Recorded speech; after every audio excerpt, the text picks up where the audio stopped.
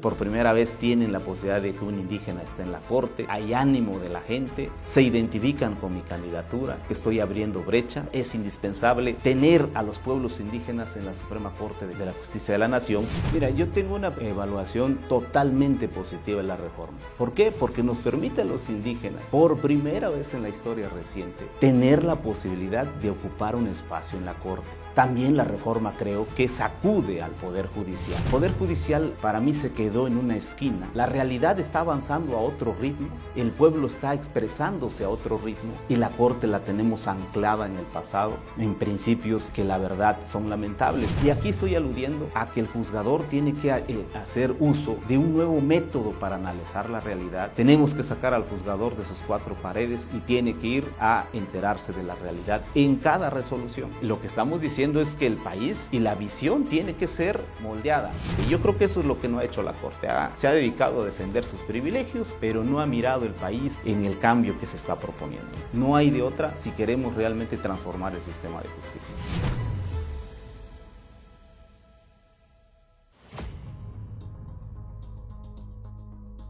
Pues soy mixteco. Mi comunidad se llama San Agustín Tlacotepec y yo nací en otra comunidad mixteca que se llama San Miguel el Grande. En mi niñez pues era una familia de pobreza y pues mi mamá regresó a su casa para dar a luz. Yo soy hijo de partera. Me formé en mi comunidad, en el ambiente de la colectividad, participando en asambleas, yendo a tequios, acompañando a mi papá en el cumplimiento de servicios.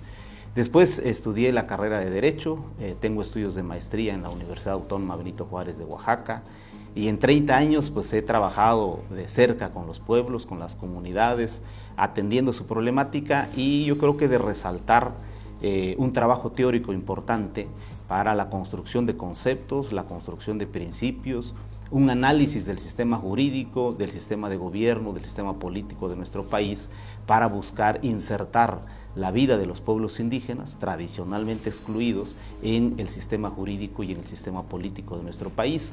Esa ha sido mi trayectoria. A lo largo de los años yo participé en la redacción de la propuesta que después fue adoptado por la COCOPA y que dio lugar a la reforma en el año 2001, en el contexto de los acuerdos de paz en San Andrés.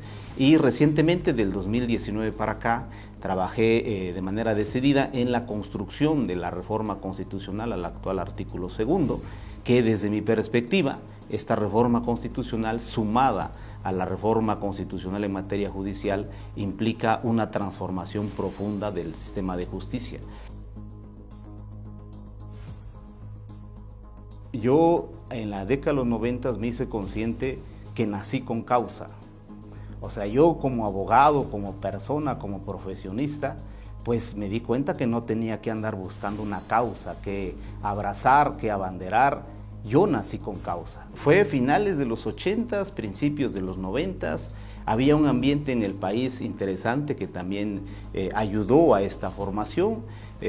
Tú recordarás que en 1992 estaba en el ambiente político si había que festejar los 500 años de la conquista o había que condenarlo. Y el país tuvo dos opciones y los pueblos indígenas coincidimos que era un momento de condena, porque no hubo un encuentro de dos civilizaciones como se planteaba, sino hubo una conquista, un avasallamiento, despojo de tierras, agresiones a las personas, un estado de injusticia real, verdadero en aquella época, y todavía continuaba porque hacia 1992 los indígenas no estábamos en la Constitución, no podías encontrar en la Constitución y en ninguna ley federal, solo la de Oaxaca había reconocido después de grandes esfuerzos, una reforma en 1990 que incorporó la existencia de los pueblos. Pero entonces la exclusión de la época colonial continuó en el México independiente, a tal grado que hay estudiosos que plantean que nosotros pasamos de un colonialismo externo a un colonialismo interno, y era muy cierto. Entonces en ese ambiente, en la década de los 90, inicio de los 90, yo tomo conciencia de mi identidad y de las condiciones de injusticia de los pueblos. Y a partir de eso comenzamos este trabajo de reflexión este trabajo de construcción conceptual. Fui promotor de un simposio indo-latinoamericano que se llevó a cabo en 1994 en Tlahuitoltepec, en la Sierra Mije, y ahí construimos conceptos, ahí construimos un diseño de cómo insertar la vida de los pueblos, que es interesante porque en otras latitudes los pueblos han planteado una separación del Estado. Lo que aquí es nunca más un México con nosotros, en otros lugares es nunca más un Estado con los pueblos. O sea, los pueblos sí plantean una separación del Estado. Aquí nosotros caminamos en la ruta de cómo se inserta la vida de los pueblos de manera digna. O sea, porque hay que decir, aquí hubo intentos también de darle un tratamiento pues casi de objetos, o como decía la Constitución del 2001, sujetos de interés público. Entonces era una especie de discriminación tibia, por así decirlo, o no una discriminación dura, porque reconocía derechos, pero no reconocía la capacidad de los pueblos de ejercer esos derechos por sí mismos. Y creo yo que esto marca una condición del país. O sea, el país siempre hay una élite que se siente con posibilidades, con la capacidad de tomar decisión y de conducir los destinos del país. Y a la inmensa mayoría nos tratan como entes incapaces de tomar decisiones y de participar en la vida política, en el diseño y en la construcción de la perspectiva de país que queremos. Y yo creo que desde ahí nosotros comenzamos a buscar cómo incidir para que este país nos incluya y que el futuro del país incluya a los pueblos. Mira, yo tengo una primera evaluación totalmente positiva de la reforma. ¿Por qué? Porque nos permite a los indígenas, por primera vez en la historia reciente, tener la posibilidad de ocupar un espacio en la Corte. O sea, hace año y medio antes de la reforma era impensable. Yo mismo no me imaginaba con esta posibilidad de integrar la Suprema Corte, y eso que tengo la formación y me he venido formando a lo largo de 30 años. Yo no soy parte de esa élite, no tengo conexión con esa élite, he interactuado con ellos porque he planteado muchos casos a la Suprema Corte, he podido dialogar con varios de los ministros de la anterior integración, de la actual integración, pero eso pues no me daba ninguna posibilidad. Entonces, para los pueblos la reforma es histórica, es muy buena, nos permite esta posibilidad. Ahora, mirado como mexicano, también la reforma creo que sacude al Poder Judicial. El Poder Judicial para mí se quedó en una esquina, anclada en un conjunto de principios y concepciones acartonadas, formalistas, que en el caso de los pueblos indígenas creo que es la máxima expresión. O sea, yo te podría decir que el tema indígena primero fue reflexionado por sociólogos y antropólogos, no por abogados. Aunque ahora tiene la forma jurídica, quien primero detectó que en los pueblos había formas jurídicas, formas de organización y formas de gobierno dignas de incluirse en este país, los abogados íbamos 2 pasos atrás. Y creo yo que así está la Corte. La realidad está avanzando a otro ritmo, el pueblo está expresándose a otro ritmo y la Corte la tenemos anclada en el pasado, en principios que la verdad son lamentables, que no se traducen en un cambio real y verdadero para la gente. Necesitamos interpretaciones progresivas, amplias, favorables a los pueblos. Una interpretación de la Corte, o sea, si bien la Corte no hace leyes, una interpretación de la Corte, como es el máximo órgano e intérprete de la Constitución, se convierte en norma para todas las autoridades. Entonces, si la Corte dice que la autonomía de los pueblos tiene X o Y alcance, es la que le van a dar todas las autoridades del Estado mexicano. Entonces, para nosotros representa esa oportunidad de que le demos el mayor alcance a cada uno de los derechos de los pueblos en materia de tierra, jurisdicción indígena, derechos de las mujeres indígenas, derecho de la niñez, de los mayores de edad, el patrimonio cultural que hoy está muy de moda, que empresas transnacionales hagan suyo los diseños o las artes indígenas. Entonces, creo yo que estamos frente a esta posibilidad que la Corte tome partido y contribuya a el equilibrio social de sectores vulnerables. Nosotros estamos en un país que se define, que se rige por un Estado de Derecho, y el Estado de Derecho implica que la autoridad se sujeta a la norma. Pues imagínate los pueblos que no estamos en la norma. O sea, ni el sujeto, ni el conjunto de sus derechos fundamentales tenía una expresión normativa. Entonces, pues el juzgador y las autoridades no tenían ningún deber jurídico de aplicar una norma porque era inexistente. Los indígenas eran tratados con otros sectores, por ejemplo el sector campesino, y ahí tuvimos un pequeño avance con reconocimiento de tierras, pero como pueblos indígenas, con identidad específica, con formas de organización específica, no estaban en el sistema de justicia.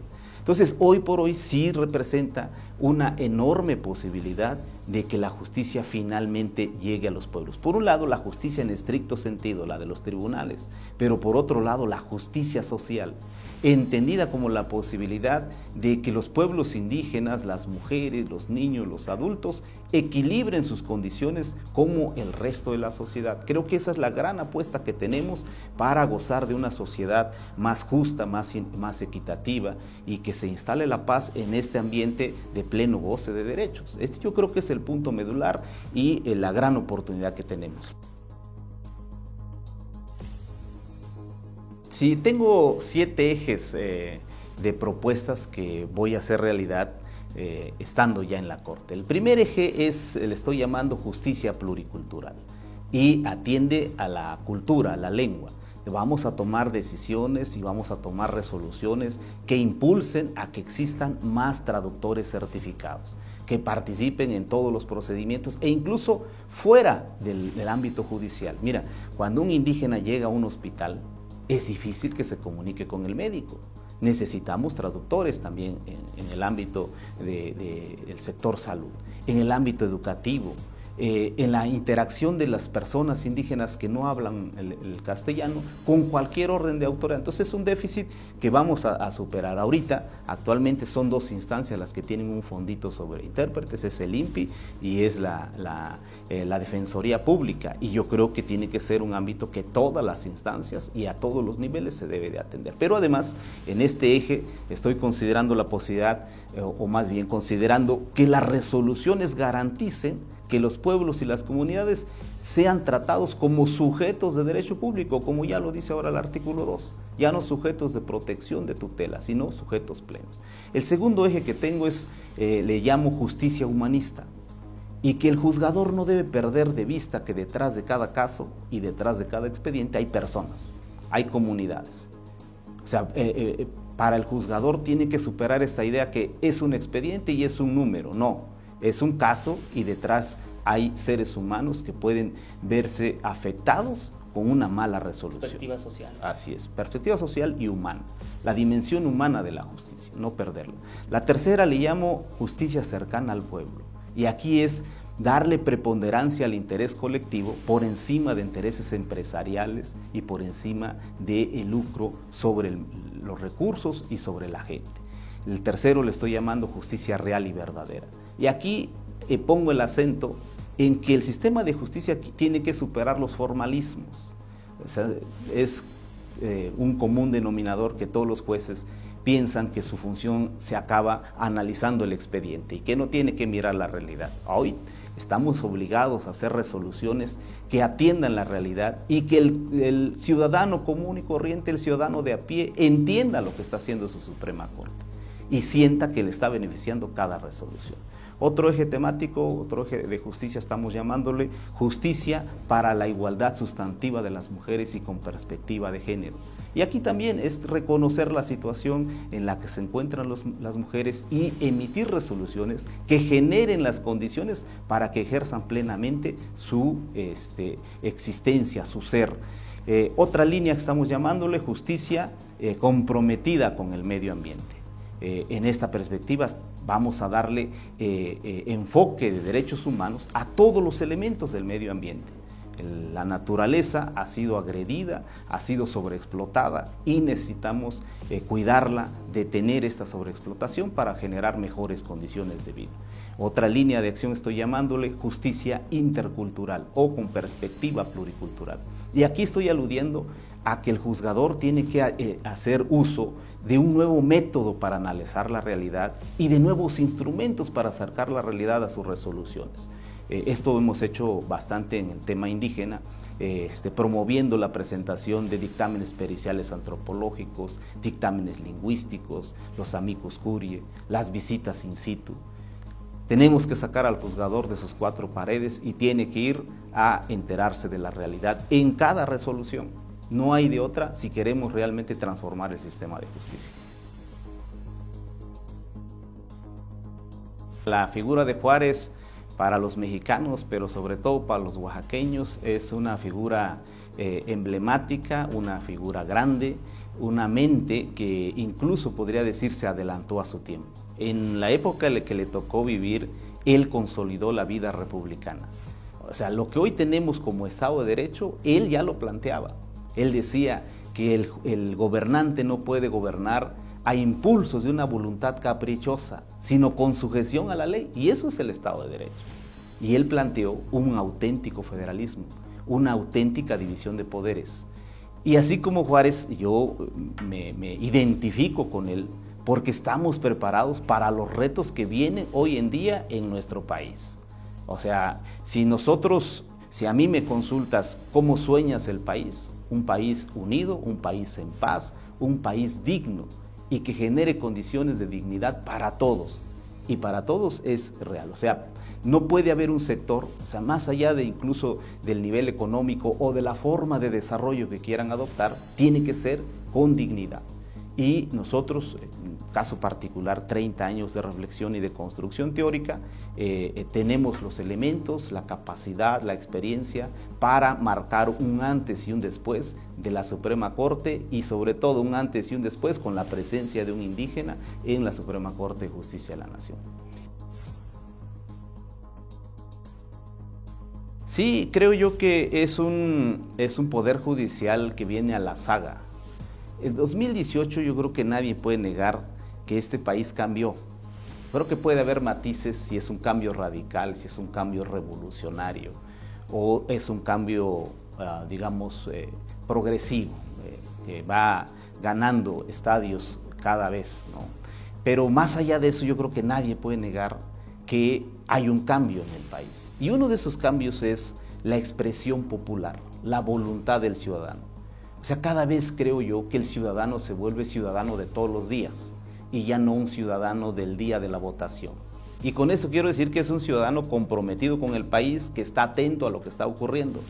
Y yo he visto en los últimos años que se ha acentuado la perspectiva de la Corte de ser obstáculo a esos cambios. O sea, la élite ciertamente se ha visto como un grupo de personas capaz de decir y hacer todo para defender sus privilegios, sus altos salarios, la comodidad del puesto y la protección de los intereses que ya están bien identificados. Entonces sí necesitamos una sacudida. Este país no puede ser gobernado ni puede atender solo un grupo o una élite. Todos somos mexicanos y se tiene que atender a todos. Pues creo que llevó al extremo la Suprema Corte un aislamiento político, no pudo tender los puentes de diálogo. Creo yo que es una jurista con la mayor de las deficiencias de los juristas, porque también nosotros nos volvemos formalistas. El sistema jurídico mexicano, que lo conocemos como sistema escrito o romano-francés, tiene esa deficiencia, que pone todo por escrito, que le da mucha preponderancia a la forma, que el principio fundamental es de pronto la sujeción ciega a la ley. Aquí en México podemos decir que podemos tener sentencias legalmente injustas o podemos tener sentencias ilegalmente justas. O sea, este divorcio, esta no adecuación o armonización entre la legalidad, la realidad, la legalidad y la justicia, creo que se ha acentuado. Y ahí sí tiene mucho que ver el carácter, el perfil del ministro. Lo que estamos diciendo es que el país y la visión tiene que ser moldeada. Vaya, la ley tampoco es, digámoslo así, palabra de Dios. Se interpreta en función del contexto y se tiene que leer a la sociedad, hacia dónde está caminando la sociedad. Y se tienen que impulsar reformas, eso sí, pero la interpretación de suyo ya permite ir hacia adelante. Y yo creo que eso es lo que no ha hecho la Corte. Se ha dedicado a defender sus privilegios, pero no ha mirado el país en el cambio que se está proponiendo. tiene un componente, porque si entendemos por político trabajar por el bienestar de todos, no podemos negar que tiene ese componente. Y luego la conformación de la Corte es colegiada. O sea, permite que varios puntos de vista, varias perspectivas entren en el diálogo en la Suprema Corte. No es una instancia unipersonal para que una visión se imponga en el país, es una instancia colegiada. En gran medida las interpretaciones sí tienen que tomar en cuenta la realidad, la perspectiva de los derechos, la amplitud de los derechos y, desde mi punto de vista, proponer, tomar decisiones que permitan el avance del país. Creo que ese es el papel de la Corte, el papel que no ha jugado. Se ha quedado creo yo, en que los ministros tienen una visión de país, una concepción de país, y dicen que esa concepción es la concepción de la Constitución. En muchas resoluciones yo veo un divorcio entre lo que realmente dice la Constitución y lo que los ministros dicen que dice. Y al final nos quieren imponer su visión de país y de Constitución y no desentrañan lo que realmente dice la Constitución. A tal grado que el legislador le ha tenido que poner, aquí no interpretes, aplícalo literal. Estamos llegando a ese punto porque tenemos ministros que están imponiendo su visión, no están interpretando realmente la Constitución. Entonces yo creo que hemos llegado a un punto en que no podemos seguir rebasando. Tenemos que encontrar el punto de equilibrio de lo que dice la Constitución y cómo se debe de aplicar en una sociedad ya muy activa, muy consciente, muy politizada, muy enterada de su realidad. Mira, el diseño institucional en México está muy claro. La Constitución, yo creo que en eso hasta es muy abundante. ¿Qué hace cada poder? ¿Cómo lo debe de hacer? Y su ámbito de jurisdicción. Yo digo que lo que tenemos que hacer es lo normal. Cada quien que haga su papel. Y tiene que haber una adecuada comunicación, una sana relación. Así yo entiendo cuando se expresa que tiene que haber un auténtico federalismo, un auténtico diálogo entre poderes. Así tiene que ser. Lo que viene a trastocar esta relación que debiera de ser normal es cuando alguien quiere imponer ya su visión o su perspectiva frente a un mandato que creo yo el pueblo está dando en dirección contraria. Yo creo que puede haber diálogo entre poderes, no es necesario en este país. Y ahí yo quiero volver al tema mío, al de los pueblos indígenas. Mira, durante siglos los pueblos indígenas caminaron en su propia ruta, porque debo decirte que a 200 años del país no hay pueblos indígenas que hayan renunciado a su forma de ser, a pesar de la política pública que se les impuso. Entonces ellos caminaban en su ruta y de este otro lado el Estado caminando en su ruta y no había diálogo entre estas dos culturas, entre estas dos visiones de país. Y sí, en gran medida trabajamos en un país cada quien teniendo su visión e impulsándolo desde su realidad. Y a partir del 2018, según yo, hay suficientes ejemplos en donde ambas perspectivas comienzan a dialogar. El artículo 2 es, digamos, la máxima expresión de este diálogo Estado-pueblos y su concreción. Yo no podría decir que el artículo 2 ya llegó a su cúspide, que ya no hay más que hacer, quedan pendientes, pero las bases que hoy tenemos es producto del diálogo, es producto de la construcción colectiva, de los pueblos y de la interacción con el Estado. Creo yo que eso es necesario para no seguir dividiendo al país, para no seguir planteando que hay 2 o 3 o 4 Méxicos, hay uno solo, pero respetando la pluralidad de opiniones, la pluralidad de culturas y la pluralidad de perspectivas. Yo creo que ese es el reto y estamos frente a esta posibilidad de lograrlo con una nueva integración en la Corte. Pues complejo por las reglas del instituto.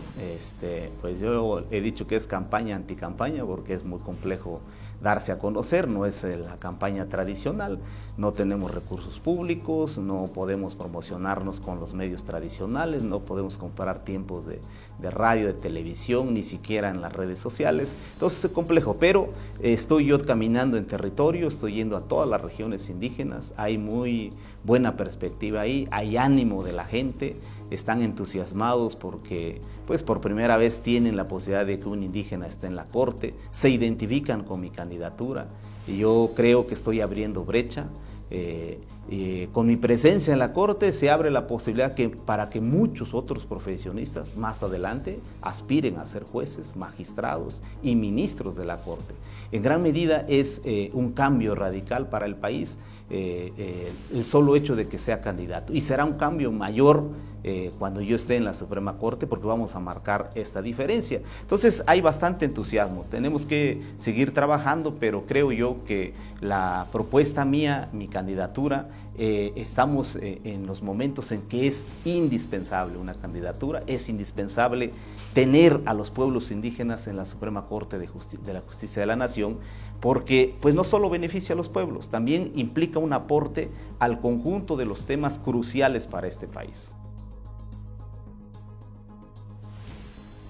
Pues a todos los ciudadanos y ciudadanas del país yo les pido que voten por mí, porque va a llegar una perspectiva social a la Suprema Corte de Justicia de la Nación. Va a llegar un indígena que ha trabajado durante 30 años en la defensa y promoción de los derechos indígenas, una nueva perspectiva, un aire fresco para la Suprema Corte de Justicia de la Nación, y como dicen en los pueblos, ya nos toca a los pueblos indígenas ocupar un espacio importante en las instancias de toma de decisión de este país. Yo los invito a votar el 1 de junio por el número 34 en la boleta morada para ministro de la Suprema Corte. Soy el número 34, Hugo Aguilar Ortiz, en la boleta morada para ministro de la Suprema Corte de Justicia de la Nación.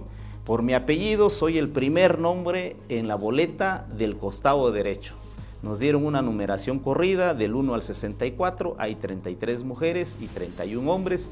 Hugo Aguilar Ortiz, el número 34, es el primero en la lista de hombres del costado derecho, y bueno, pues van a poder votar con el número 34, anotando el 34 en el casillero del lado derecho, y también estoy promoviendo que se pueda votar subrayando el nombre. Quiero decirte que en pueblos y comunidades indígenas es alto el porcentaje de personas, sobre todo mayores de edad, que no saben leer y escribir.